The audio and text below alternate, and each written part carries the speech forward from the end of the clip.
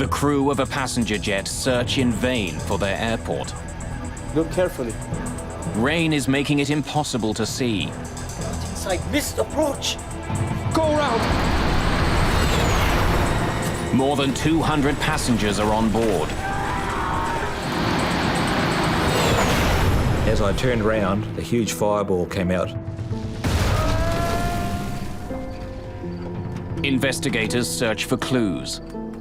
Could a vital missing piece of equipment be responsible for the crash?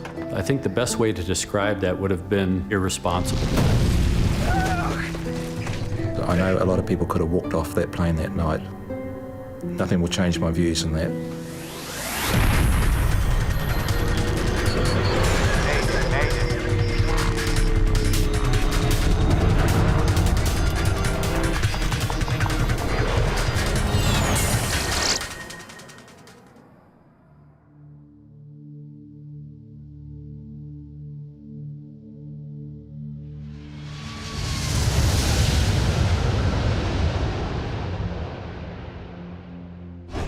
Nimitz Hill, Guam.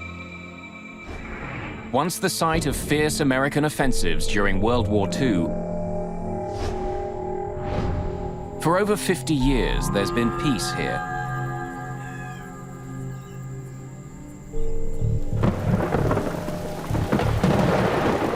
Now the hill is peaceful, invaded by hunters. And the normal quiet is broken by the roar of jumbo jets as they fly overhead. Every night, commercial pilots must fly over this tall, rocky outcrop and land at Guam's Agana International Airport.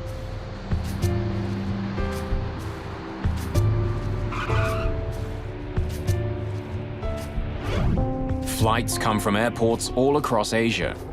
Just past midnight, on August the 6th, 1997, Korean Airlines Flight 801 is on its way to Guam from Seoul, South Korea. 42-year-old captain Park Young-chol is at the controls. A former Korean Air Force pilot, Park has been flying 747s for more than 6 years. Just a few months ago, he received a Flight Safety Award from the President of Korean Air for successfully handling a 747 engine failure at low altitude. Park is supposed to be flying to the United Arab Emirates tonight, but a scheduling change has put him in command of this shorter flight to Guam. In the cabin, Korean, Japanese, and Western tourists are heading for Guam's pristine beaches.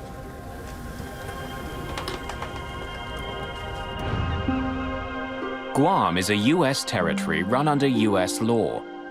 The island is tiny, fewer than 600 square kilometers, but there's enough sand to keep people coming.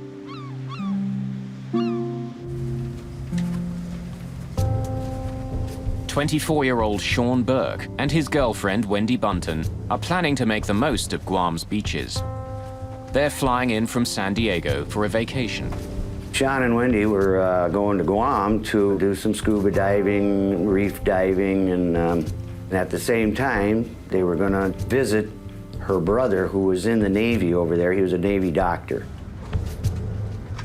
Flight 801 is taking Barry Small back to work. He's returning to Guam from New Zealand for another 6-month contract as a helicopter pilot, but he does it with a heavy heart.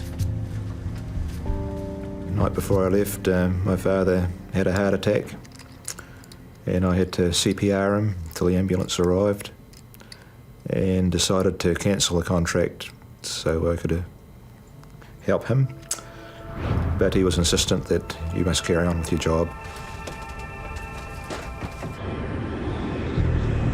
The flight is still a couple of hours from Guam when the calm evening is brutally interrupted.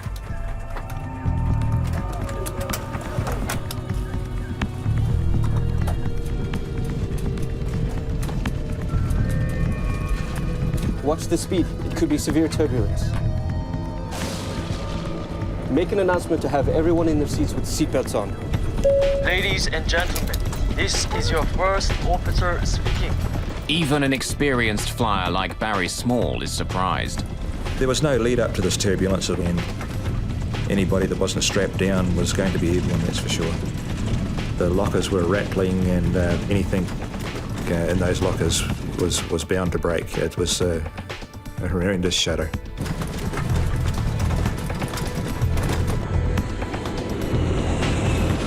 It's heavy turbulence. But the crew ride it out. Eventually, the flight returns to normal. We're through it. Let the passengers know. Ladies and gentlemen, this is your first officer speaking. We have cleared the turbulent area. But it's left some of the passengers shaken. Shh. It's okay, Rika. We'll be there soon. Ma'am, if you don't mind, I'm gonna move this duty-free up here for you.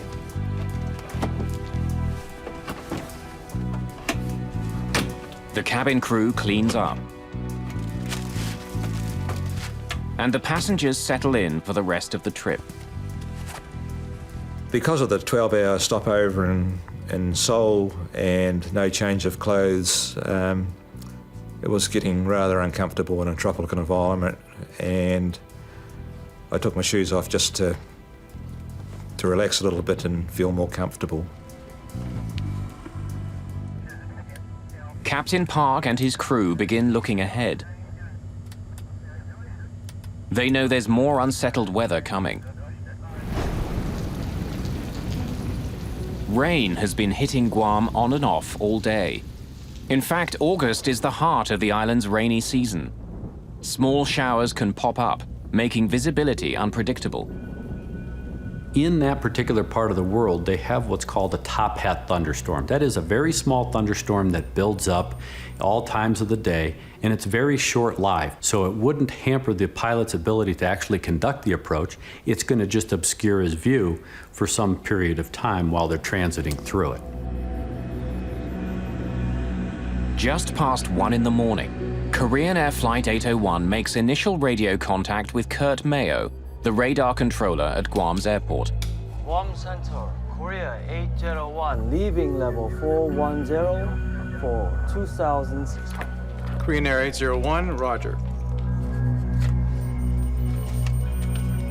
The crew aren't the only ones preparing to land. After more than 3 hours of flying through the night, the passengers get ready for the airport. I saw the lights of Guam, and I knew exactly where the aircraft was because I've been there many times before. Captain Park has navigated Nimitz Hill 9 times before, but this time there's a major difference. At airports around the world, pilots land with the help of a glide slope, an electronic system that helps planes safely touch down. If pilots follow the directions given by the glide slope, it guides them to the foot of the runway. The glide slope beacon at Guam Airport has been removed for extensive maintenance. Without the airport transmitter, Park's glide slope indicator in the cockpit is useless. Landing without a glide slope is rare, but it does happen. In Guam, the transmitter is scheduled to be out of service for more than 2 months. But impaired navigation is only part of the problem. Captain Park is fighting exhaustion. They make us classic guys work to the maximum. Probably this way, hotel expenses are saved on cabin crews and they maximize flight hours. Really sleepy. Now, as the plane approaches Guam, clouds and rain block their way. Captain, Guam condition is no good. It's raining a lot. It's been several hours since Captain Park and his crew left Seoul. Now the rain is making the late flight more difficult. Tired and fighting the weather, the captain begins the final approach to the airport.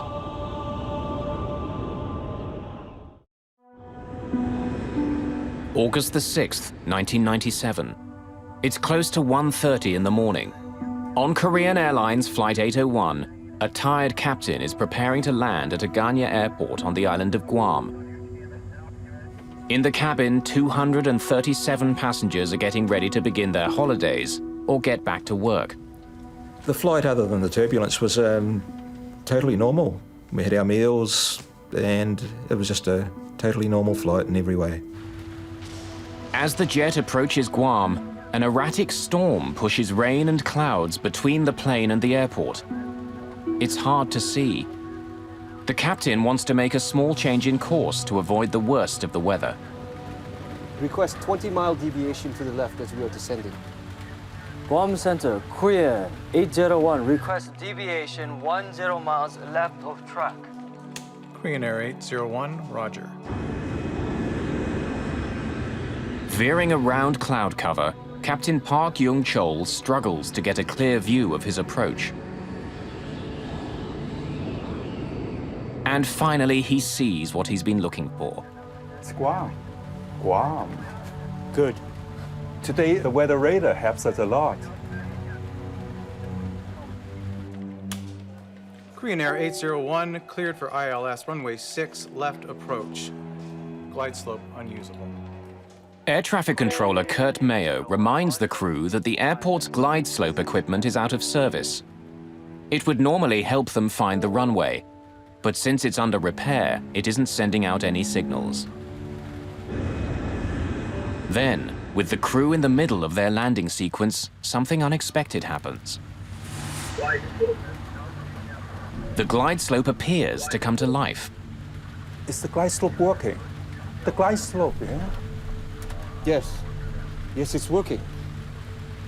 Why is it working? It's a confusing moment. Unsure what's happening, the crew continue to prepare for their landing.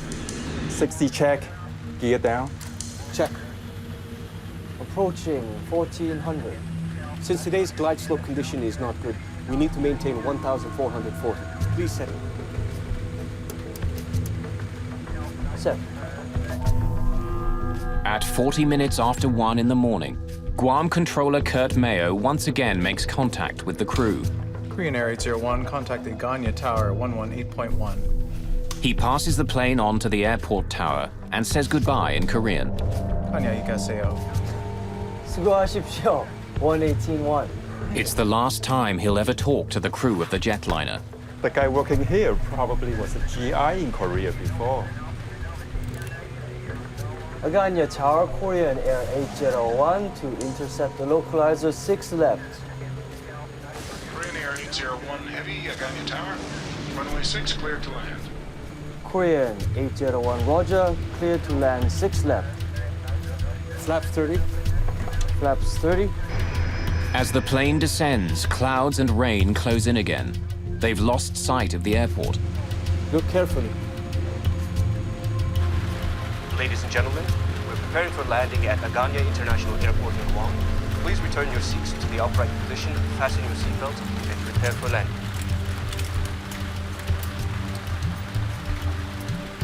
Set 560 feet. As the plane flies closer to the ground, the crew expects they'll see the airport any second, but the rain makes it hard to see anything.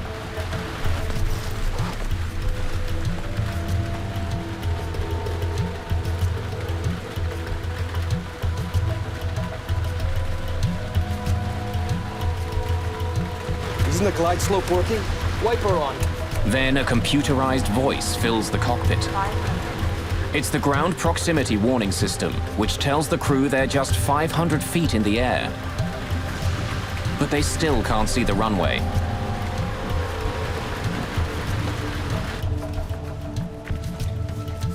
I've done this flight many, many times before, and when I estimated we're about 30 seconds from landing, I bent down to put my shoes on.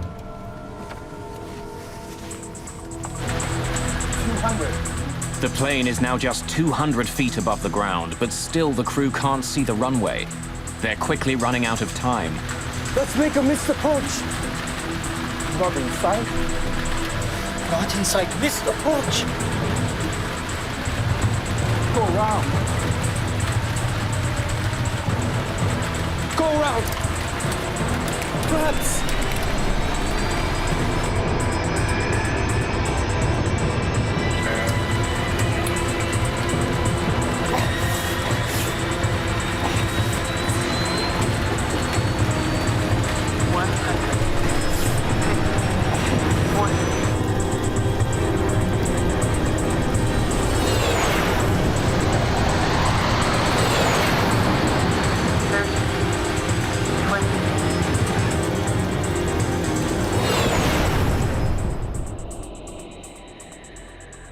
I had no doubts this was still just a normal landing, and the aircraft went on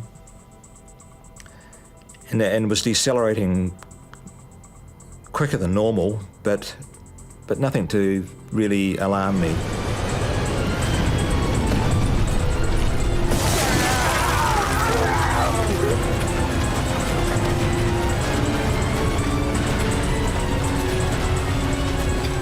Things were getting pretty serious then. The aircraft was starting to break apart. I forced myself up to look, and there was just bottles, bags, everything you can imagine was coming out. Only way I can really describe it is like about 1,000 737s landing all at once. On a wooded hillside in Guam, the shattered plane finally grinds to a halt.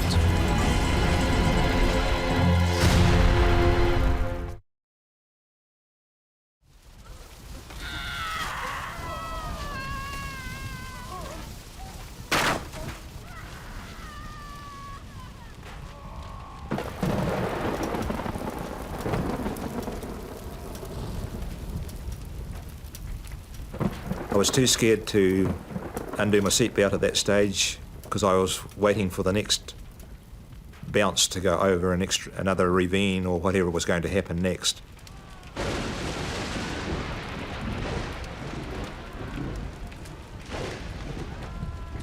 Miraculously, 11-year-old Rika Matsuda has survived and is virtually unhurt. But her mother is trapped and injured.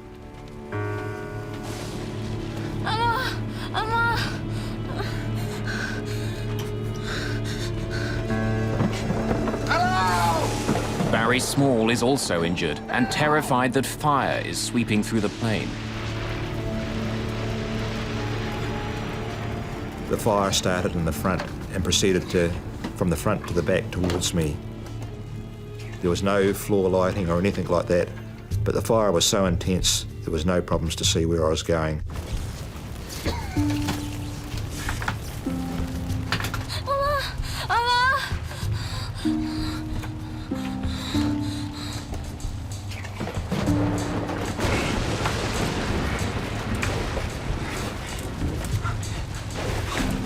If help doesn't arrive soon, those who survived the initial crash may be trapped inside the cabin.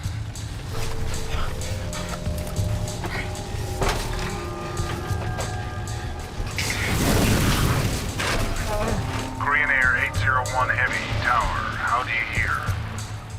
Everyone in the cockpit has been killed. But airport authorities still have no idea what's happened aboard Flight 801.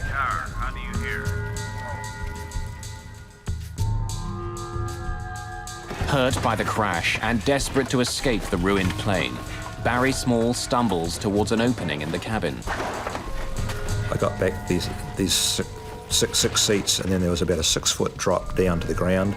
The undercarriage had gone completely. I come across an obstacle that I had to cross because it was the only part that wasn't burning. Here, go! Get over it!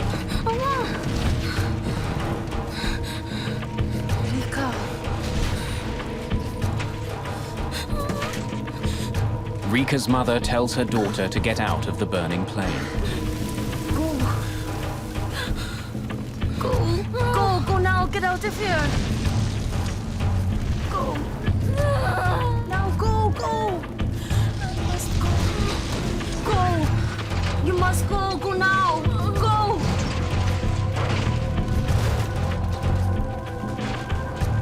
The fire is spreading quickly. As passengers struggle to deal with the disaster, rescue workers don't even know the plane's gone down.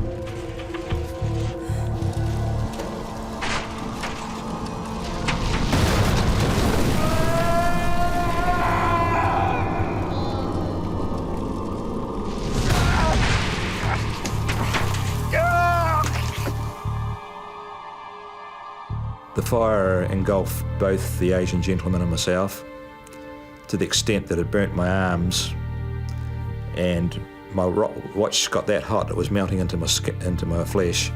and I had to flick it off. Minutes earlier, Kurt Mayo had passed the passenger jet onto the local tower controllers. Now he learns it hasn't landed yet. Approach Aganya. Did Korean Air come back to you? No? I cleared him to land, and I don't know where he's at. He didn't land? Negative. Oh my God.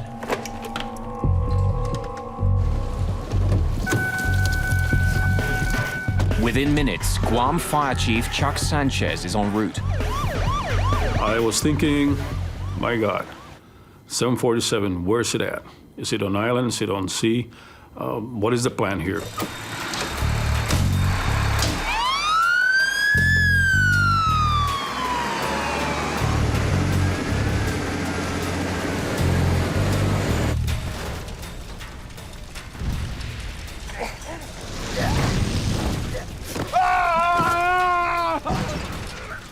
We both fell off the side of the container and the Asian gentleman disappeared into the jungle.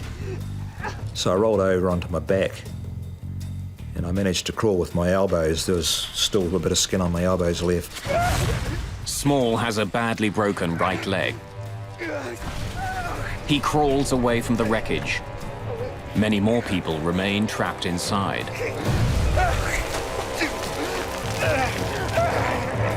Lying there, it just sounded like a battlefield. It was just like a movie. Things were exploding short of me, going over the top of me. Things were landing beside us on fire. It's just indescribable.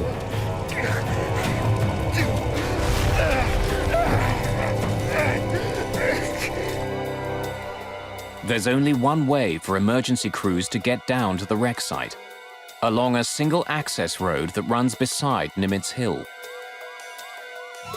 As they race to the accident scene, rescue workers discover a major obstacle. A pipeline has been ripped out of the ground by the crash and thrown across the road. There's no way around it. Having heard about the crash, the island's governor, Carl Gutierrez, has joined the rescue team. Engine Company 7, get this thing out of the way. You guys, get the medic kits and come with me.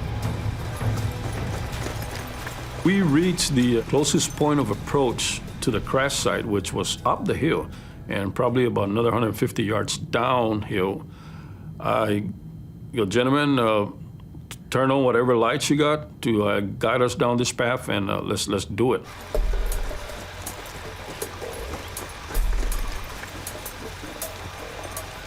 We started running and just listening to the screams so we can guide ourselves because there was just nothing but overgrowth on the side of the road. At one point, I stopped him and I go, Governor, sir, I need you to make some serious decision in this operation, and I don't think I want you to move further. I'd like for you to stay on this side, and I don't want you to get hurt. Let us do this job. And he goes, no, I want to help you guys.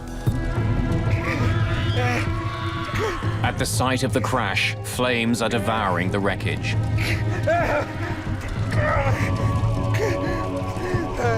Hampered by his broken leg, Small can only look on as people cry out for help.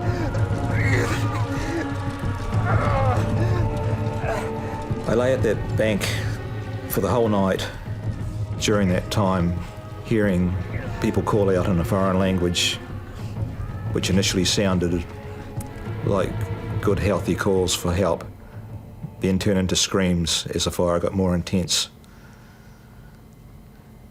And after a period of time, the fire even grew worse, and the screams faded away. Finally, almost an hour after the accident, Sanchez's crew reaches the site. I split them up into 2 rescue and search units. I need half of you guys to start from the tail end, and I need the other half to start from the front end of this plane. And let's meet in the middle, and let's do what we can to help the survivors here.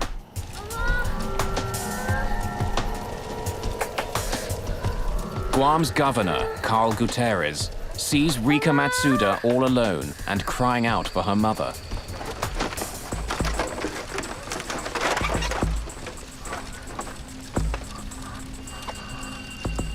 Don't cry, little angel. Everything will be okay. I did not dare let her go. It's something that I almost like there was a bond between me and that little girl. And I found out later she was 11, but she looked really smaller than 11 years old. Fire Chief Chuck Sanchez finds Barry Small in the swordgrass. He gave me his fire jacket and put under my head to comfort me. Here, go. All right, let's go. Later on, he was very distressed that he had to come back and get it back because he was getting burnt, dragging people and bodies out of the aircraft.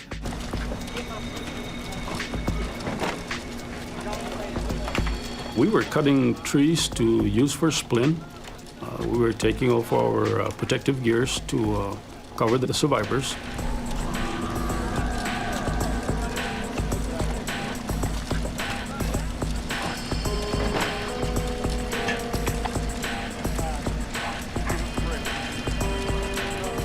It's clear to rescue personnel that for many, they've arrived too late. But Sanchez isn't giving up. He sends a team to search further into the wreckage. Group 2, start at the tail and work forward. Go.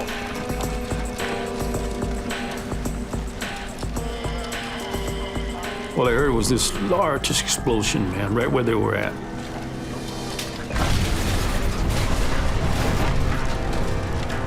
Then I go, did we lose our people?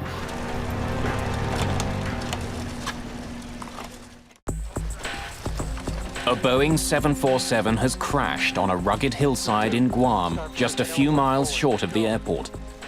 There were 254 people on board. Rescue workers comb through the wreckage when an explosion rips through the remains of the plane.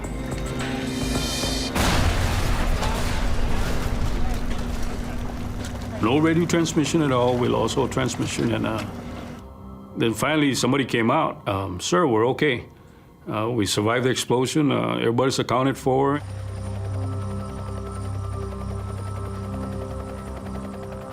It's not until the dawn finally comes that rescue workers can see the extent of the damage. The plane has spilled down the mountain and broken into several large pieces. Only 26 people survived the disaster.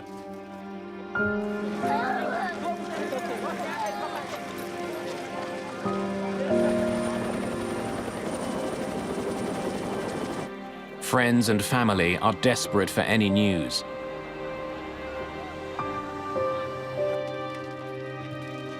Many bodies are badly burned. Although most of the passengers are Korean, Sean Burke and his girlfriend Wendy Bunton are among a few Americans on the flight.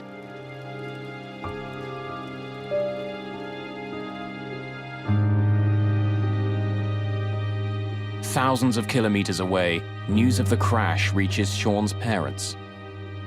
When she hears about the crash, Sean Burke's stepmother doesn't know if Sean is alive or dead. He could have been burned in the crash. He could be unconscious in a local hospital there, and we just wanted to go over and bring him back. So, I mean, because that kept going through our minds that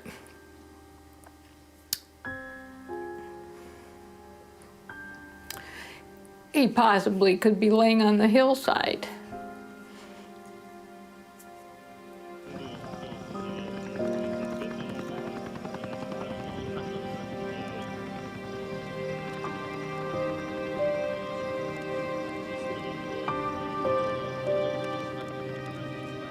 Since Guam is an American territory, the responsibility for investigating the crash falls to the National Transportation Safety Board. Greg Fife is the lead investigator.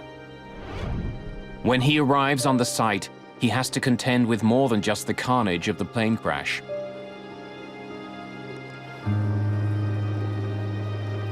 Grieving family members surround the scene, making it especially difficult for investigators to work.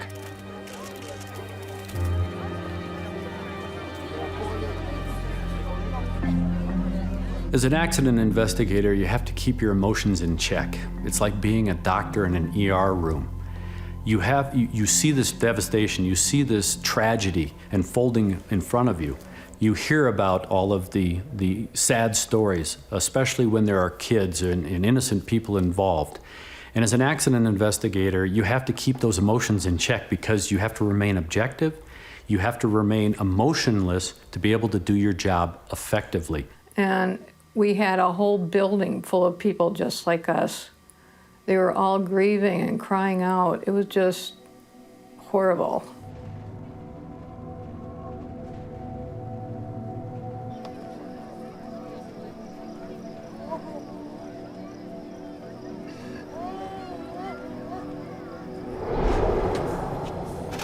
One of the first things we did was we went out on site and we did what we call a site survey. We had to really get an understanding of what we were dealing with as far as the wreckage and how we were going to conduct the on-scene investigation. During the preliminary investigation, Fythe finds that large sections of the plane are almost completely intact. The airplane landed relatively under control. That is, that the pilot basically landed the airplane into the trees and into that terrain. Unfortunately, it was 3 miles from the airport. Investigators find a number of items that survived the crash and the fire that followed, including the landing chart the crew was using as it approached Guam Airport. Investigators also find Captain Park's travel bag, and in it discover a small plastic pill container. Captain Park had been prescribed a variety of drugs, including pills containing benzodiazepine, a class of drugs often used as a sedative. The pills and tissue samples from Captain Park's remains are sent for analysis. The landing chart becomes part of a growing pile of evidence. Using information from the jet's flight data recorder, investigators recreate the plane's flight path. The relatively gentle slope of its descent supports Fythe's belief that the jet all but landed on the hillside. But the flight path shouldn't look like this. Korean Air 801 cleared for ILS runway 6 left approach. Glide slope unusable. Korean 801, roger, clear for ILS runway 6 left. The crew had been told that the glide slope at the airport wasn't working. It meant that the captain had to take more manual control of his plane. It is now up to the pilot to fly an established procedure called a step down, where he starts at an altitude of, say, 2,000 feet. When he gets to a particular point located by what they call DME, or distance measuring equipment, he then starts a descent to another prescribed altitude. If the crew was following the step-down procedure, its flight path would resemble a set of stairs. But after the first step, the plane enters a long, slow descent. If you don't hit those step downs, and those altitudes are prescribed to give you terrain clearance, if you don't fly that as depicted on the approach chart, you run the risk of flying into an obstruction or high terrain. The plane's cockpit voice recorder has also been recovered from the debris. Fythe and his team begin to analyze it, hoping to better understand what happened in the cockpit. Set 560 feet. On 2 separate occasions, Captain Park gave orders to descend long before he was supposed to. But there are other clues on the tape as well. The cockpit voice recorder provided us, the investigators, quite a bit of information. Well, one of the key elements that we found was that the flight crew appeared to be tired. Really sleepy. This was a chartered flight, so it would have put them on what we call backside of the clock flying. That is, they wouldn't be normally flying during the day, they are now flying at night. And typically your body says you should be asleep when it's dark outside. The sedatives could have made a difficult situation even worse. But when the lab results come back, they're conclusive. While he had the pills with him, there are no traces of them in Captain Park's system. When lead investigator Greg Fythe returns to the cockpit voice recorder, he focuses on the captain's discussion of the glide slope. Is the glide slope working? The glide slope, yeah? Yes. Yes, it's working. Why is it working?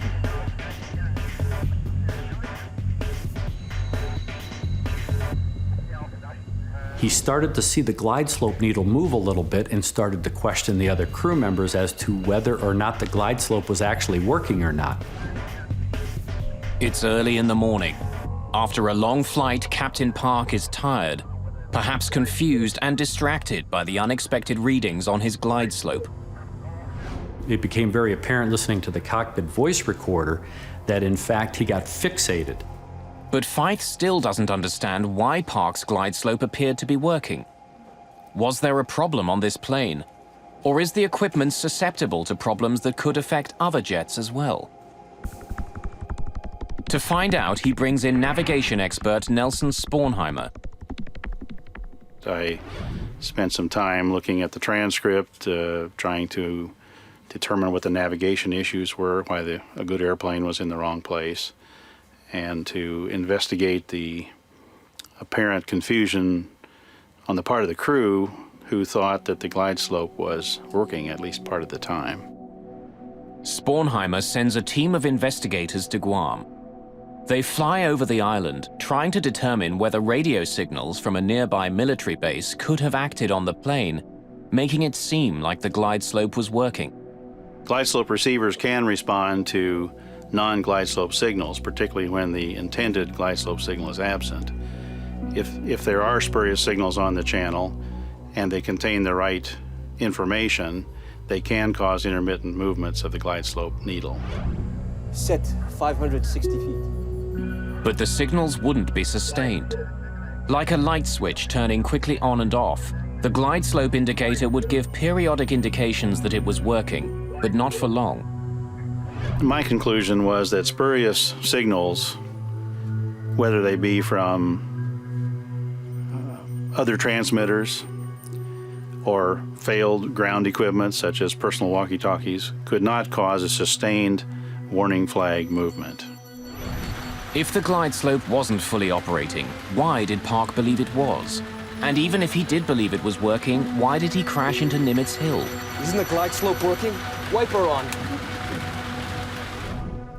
As investigators continue to try to piece together the causes of the crash, Barry Small is trying to understand why he and 25 others survived. I went to touch my shoes, we hit the ground, and I was accidentally in the perfect crash position by some sort of miracle. An airline engineering apprentice and helicopter pilot, Small understands airplanes. I do firmly believe there are some changes that could be made to aircraft. Small believes that the way crossbars are built into aircraft seats caused one of his legs to break, but luck saved his other leg.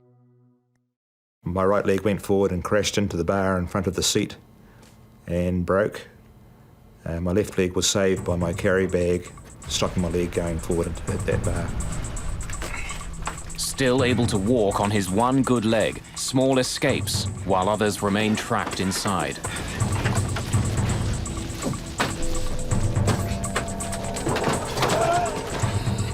Since she's young, Rika Matsuda's legs are shorter than a normal adult. Sitting normally, her legs wouldn't have been pressed against the crossbar on impact, so she was able to escape the plane. Oh, go now, get out of here. While her mother died. Small is also convinced that the flames that first spread through the cabin of Korean Air Flight 801 were preventable. They estimate that those top lockers had over 462 litres of burnable alcohol on board. Had the plane been full, there could be at least twice that amount. During the crash, Small believes that the duty-free alcohol mixed with oxygen in the plane's ceiling. The combination ignited with deadly results. It's a fire he thinks could have been prevented.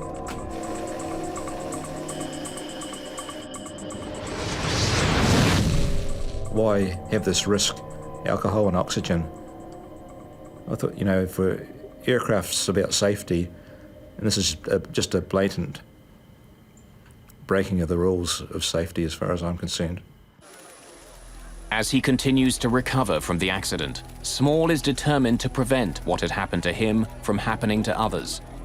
He decides to push for changes on how seats are made and how duty-free alcohol is stored. For NTSB investigator Greg Feith, the biggest question still remains.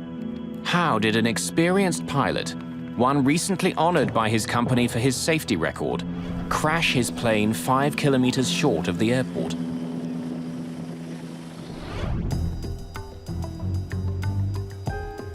As the investigation continues, he discovers that the landing chart the crew was using was more than 6 months old and out of date. It's an indication that the crew could have been better prepared for the landing.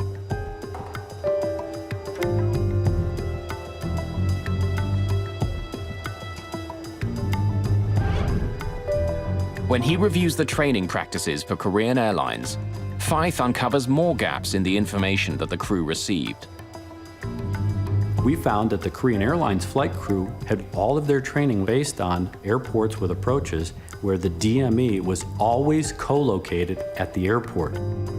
DME is distance measuring equipment, electronic beacons that tell pilots where they are in relation to the airport. Often the final beacon is found at the foot of the runway. That was not the case in Guam. The airport was in fact 5 kilometers further on. Struggling to see through the rain, Park was unable to find the airport. Distracted by the unexpected glide slope readings, Park used the final beacon as a guide, expecting it to take him right to the runway.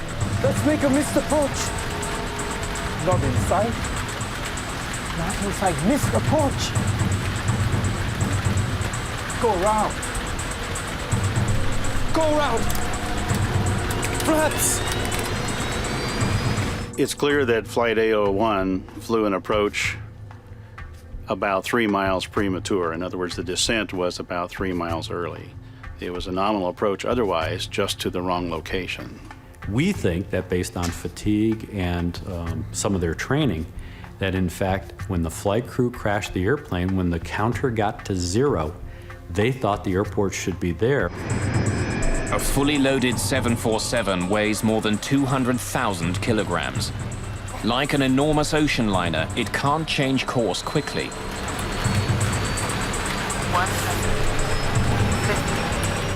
Blinded by rain and relying on their equipment, the crew of Korean Air Flight 801 thought they were heading straight at the runway.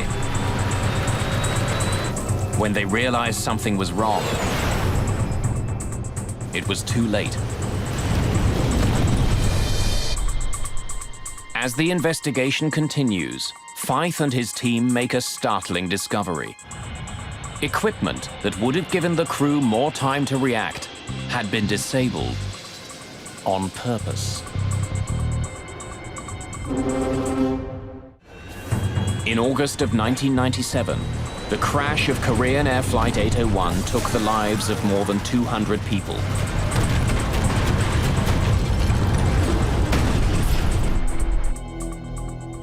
The final accident investigation report is published more than 2 years after the crash.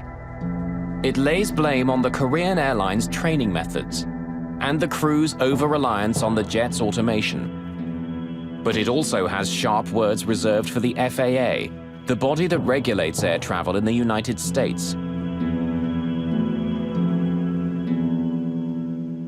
Because of an FAA decision, a critical piece of technology that could have saved Flight 801 was intentionally disabled. The Minimum Safe Altitude Warning System, or MSAW, is a standard piece of equipment at major American airports. But in Guam, the FAA had made a critical alteration to the way it was used. MSAW uses radar to watch the planes as they come into the airport. If they're too low, a warning is given to air traffic controllers, who can then relay it to the crew. But in Guam, the system kept giving nuisance readings to controllers. The controllers kept getting these nuisance warnings. They redesigned the software and moved the limitations of the MSAW further away from the airport, where it afforded no one a level of protection. Instead of watching the planes as they neared the airport, the system in Guam now tracked them when they were more than 80 kilometers away over the ocean. I think the best way to describe that would have been, and should be, irresponsible.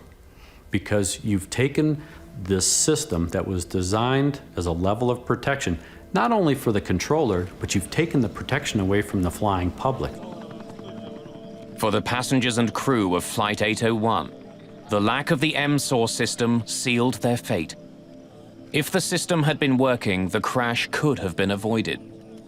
Without it, the crew had no warning at all.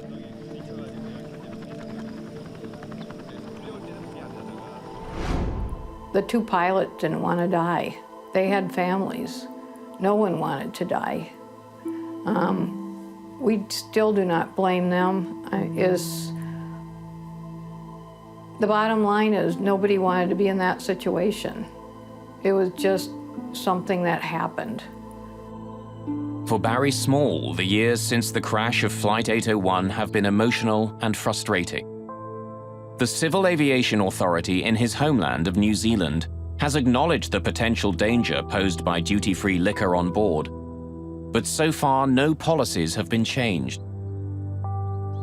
His desire to modify airplane seat design has also been ignored. I have taken several steps to put this idea forward, and in a lot of cases it's initially met with enthusiasm, but it eventually ends up in the too hard basket. And when I try to approach seat design people, no one wants to hear about it. Sean Burke was never officially identified as a victim of Flight 801. Wendy Bunton was positively identified, but DNA samples only proved that a white male was on the plane near her. Bill and I never gave up hope that Sean had survived the crash. Even after we came home for, I would say, a year or two, every time the phone rang, every time somebody knocked on the door, we expected a phone message saying, "Hi, Dad, this is your son, Sean." Eventually, several years after the crash, Barry Small was able to give Kathy Burke and her husband some sense of finality and an enduring image of their son. When we met him and he wanted to tell us that in the 12-hour layover in Seoul, he was wandering around and finally heard two people speaking English. And he said they were so much in love that he did not want to interrupt their conversation. For Sean's father, the deep sorrow of the crash will never completely leave. For me, the grief of Sean's loss never ends. Hasn't gotten better, hasn't got worse. Just another day.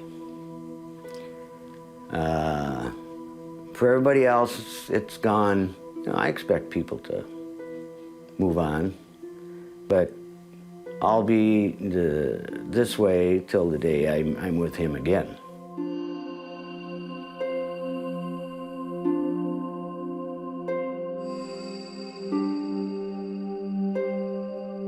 For Barry Small, there is anger too, but also incredible gratitude for surviving.